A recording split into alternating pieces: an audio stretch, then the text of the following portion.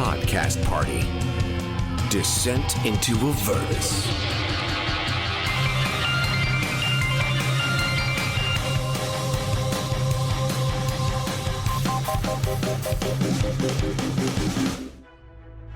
My name is Hylan.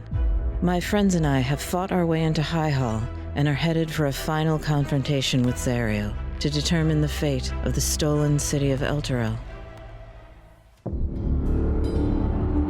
So, having dealt with these fiendish foes, you now see arrayed in front of you this tremendous battle between the forces of light and darkness.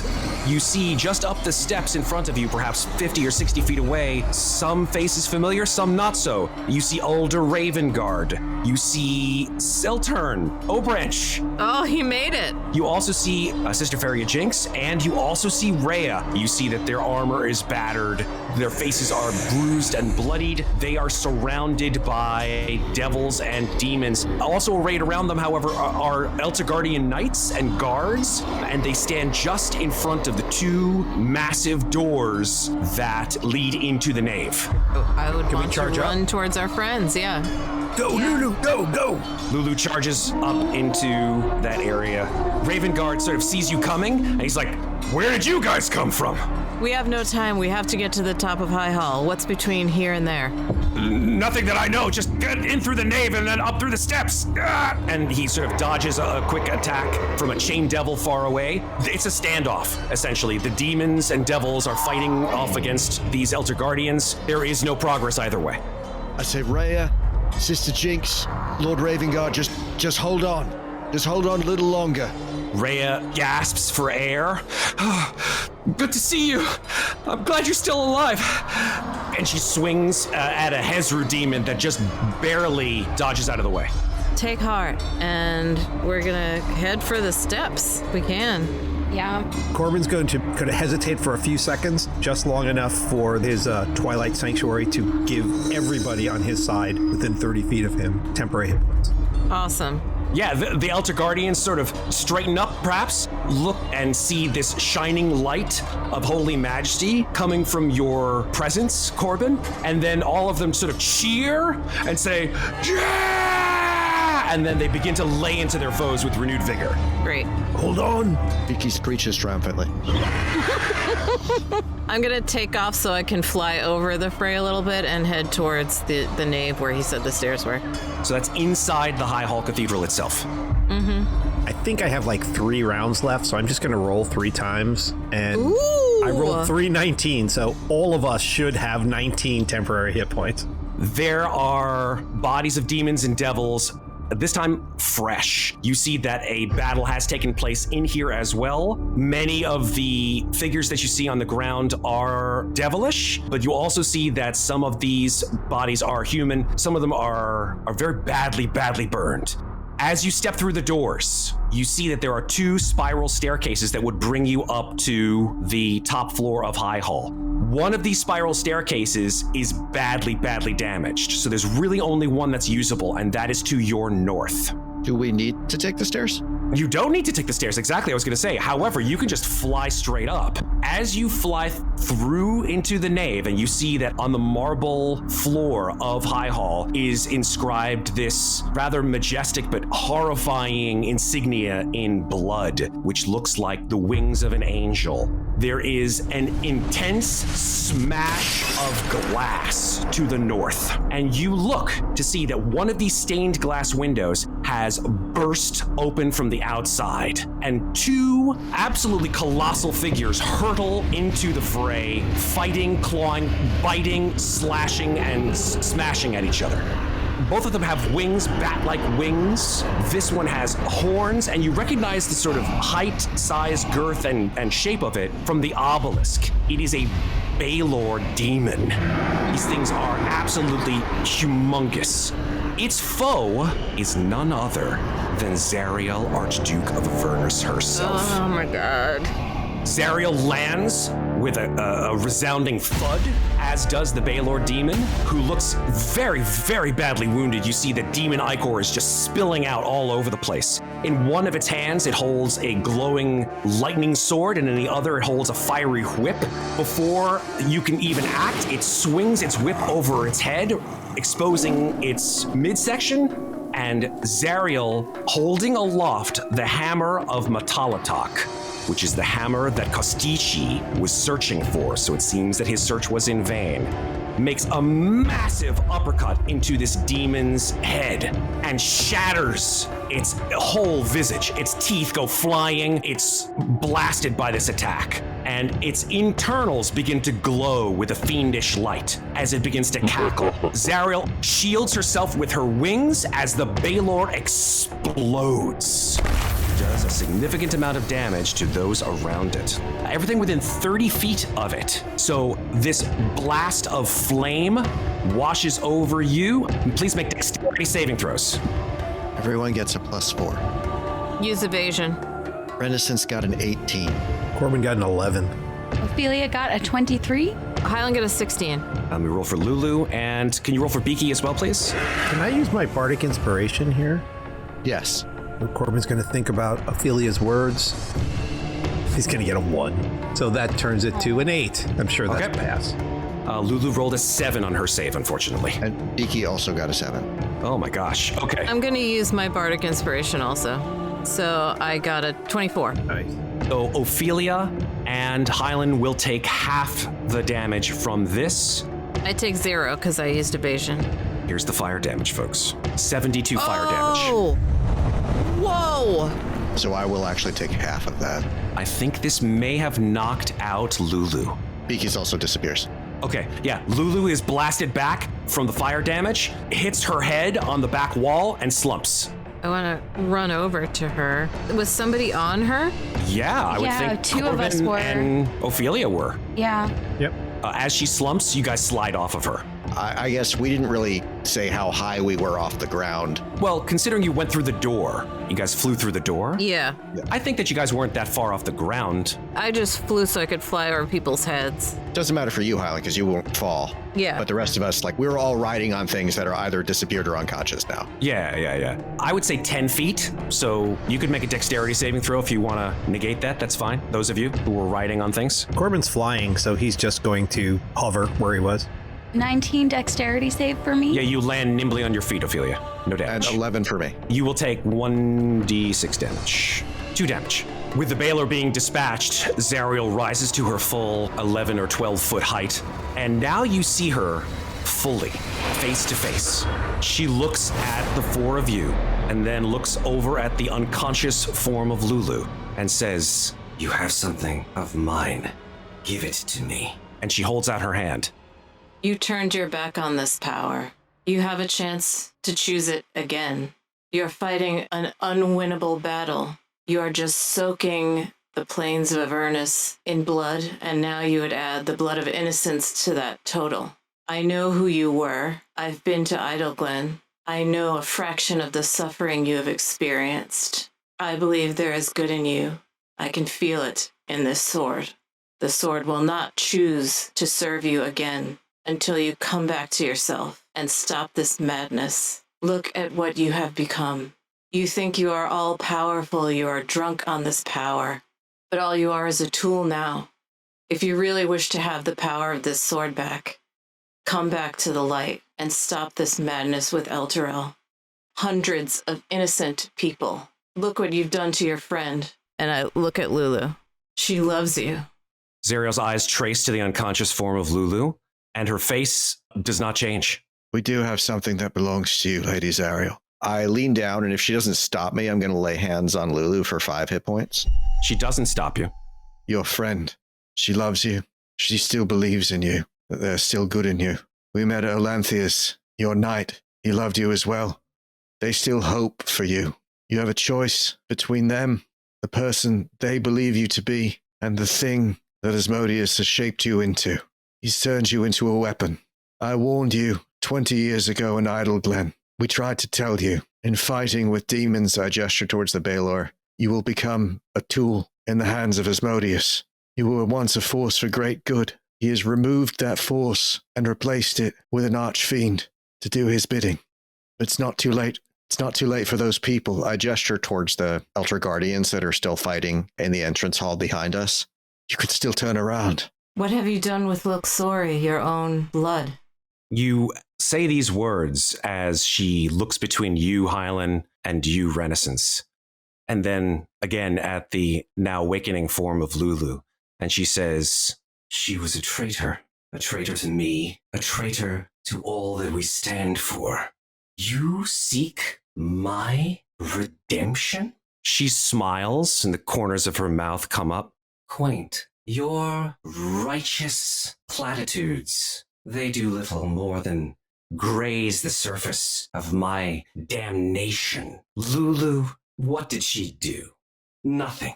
She came to find her friend, her love. And what did it accomplish? Nothing.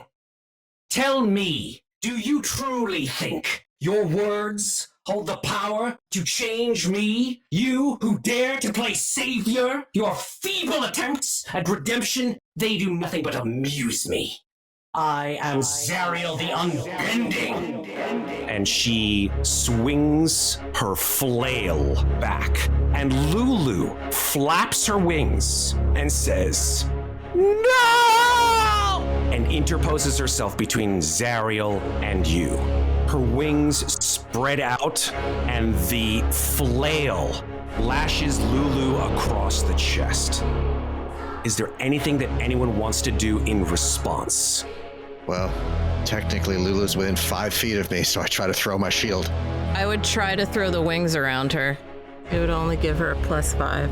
Her AC is 18, so this would be a 23 AC that Zariel would have to go over. Here's the attack. That is a 28 to hit. Cutting words at Ofelia.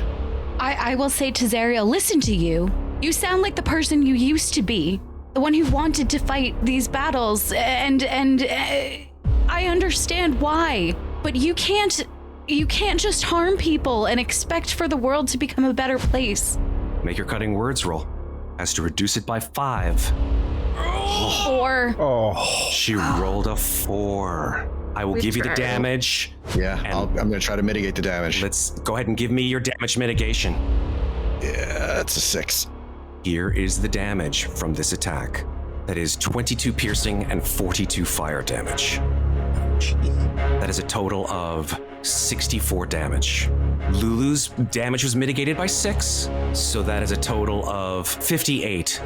Lulu had 5 hit points, and her maximum is 56 hit points. So she's down but not one-shotted. So she's not one-shotted by one hit point. Oh my god. Wow. Like, holy shit. The numbers could not have been more absolute.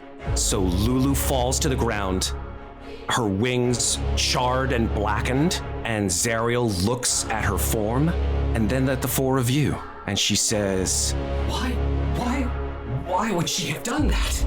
It was you! It was you! She did it because she loves you. She loves you no matter what. And that should show you what you hold still inside. She's trying to protect you from the sin of more murders, more blood. I kneel behind Lulu and reach out to lay hands on her again. Okay. I keep my eyes locked on Zariel. Zariel is she's in a little bit of a fugue state. And here's what we're going to do, folks. We're going to do a skills challenge. This is going to be not an easy one. I would like each of you, the 4 of you, to make a single skills check. 3 out of the 4 will have to be successes. You can make either a persuasion check, an intimidation check, or some other kind of check, whether it be a wisdom-based check or intelligence based on your particular point of view. I'm trying to persuade her, so I'm gonna use that. I'm also going to make a persuasion check. I too will make a persuasion check. Corbin will use wisdom. Before you roll, I'd like you to tell me what it is that you say, because your particular words that you say right now will give you advantage. Does anyone want to go first? I'll go first. Okay. Zariel, look what Lulu has done for you. This is the way that you used to be. You used to sacrifice yourself for others. You wanted to help people. That's why you came here. Because you wanted to help people. And look what you've become. You can become that person again. You can help people again. You don't have to live like this. Okay. I'll give you advantage on your persuasion roll. Remember that 3 out of the 4 will have to be successes. Okay, so that's a 28 for me? That is a success. After you speak these words, Zariel says, I don't understand, but I recognize your sincerity. Do you want to understand? I must think on this. And she begins to falter. Who's next? I guess Corbin will go. So he's going to go kneel down next to Ren with Lulu. And he's going to say, I'm not good with words, but I am good with understanding what's inside people's hearts. And I didn't realize it because I never had anyone in my life who, I guess, loved me. And this elephant right here, she loves me. I can tell, and I love her. And that's why she stood in between us. Because she also loves you. And isn't that telling you something? Because I think it is. That maybe there's a chance. No, not maybe. I know there's a chance we can fix this. I know it. And that's all he's going to say. All right. You have advantage. I can use wisdom? You can use your wisdom bonus. That's correct. That's a 20 with advantage.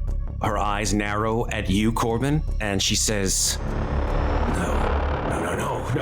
You think that your words can penetrate my heart? No. I am impervious to your notion of redemption. I am forged in the crucible of damnation. It is my destiny. So that's 1 success and 1 failure. The next 2 have to be successes. Can I give a bardic inspiration to someone now? I can see you giving 1. I only have 1. There you go. Who do you give it to? I give it to Hylan. Okay. Zariel, I've been to Celestia. I've seen its beauty. I also grew up in Baldur's Gate to regular human parents who didn't have very much. And even though I felt the vibration of Celestia in my blood, that didn't save me from seeing the suffering of the people around me. It didn't cause me to be able to right all of the wrongs around me. I could just feel the potential for them to be righted. And sometimes the dissonance of that feeling was so painful, to feel the potential for beauty and the reality of pain and suffering. So I don't stand here to preach to you as if you were a child who has just wandered the wrong path. I know that you are formidable and powerful and intelligent, and you are once a force for great good because you used those talents for good. I'm trying to tell you that I understand some measure of seeing the power of healing and beauty, and then seeing the backdrop of suffering, especially for people you care about. It's excruciating. It feels like torture, and you can never do enough. But I'm telling you, I'm asking you to please open your eyes and look around. Even though it's very painful, look at Lulu who loves you. Look at this battle you're fighting, that you have been set on to fight by a being who is not trustworthy, who took advantage of your pain, took advantage of your goodwill and your goodness that caused you so much pain seeing other people suffer. It is better to face that pain and feel that pain than to be a weapon to spread that pain. Please let the people who love you, let the creatures who love you stand with you in your pain and feel it with you and help you through it instead of spreading it everywhere. Okay. Powerful words. Let's see if they were enough. Make your roll with advantage. And you have bardic inspiration. I got a 20 on the roll, and with bardic inspiration, it's a 28. Okay. Zariel smiles weakly and says, "Can one truly emerge from hell unscathed? I fear that the road to redemption is fraught with thorns, and the wounds too deep to heal." You begin to see black tears glistening within her eyes. That's 2 successes. It all comes down to you, Renascence. Fuck. All right. I stand up over Lulu and I say, Lady Zariel, it's a long road. It starts there. I point past me back into the outer hall where the Elder Guardians are still fighting for their lives. I'm the son of Luxori. I'm your grandson, your blood. I have a brother, Thomas, in Baldur's Gate. He's not well. He needs me to come back and take care of him. I think he saw this coming a long time ago, and he tried to prepare me for it. I point to my own glowing yellow eye. The road back starts here. Here. It's not too late for you. It's not about your redemption, or your punishment, or your crimes, or your soul, or whether you can come back from this or not. They can come back from this. I point to the people in the hall. We can come back from this. This is the city you swore to protect. These are the people you swore to save. You can still honor that duty. The choice is yours. Your roll, please, with advantage. With advantage, it is a 26. Zariel steps towards you. Her fingers grip that enormous hammer. She grimaces and then looks down at Lulu and kneels. How could I have done this to you, my dearest friend?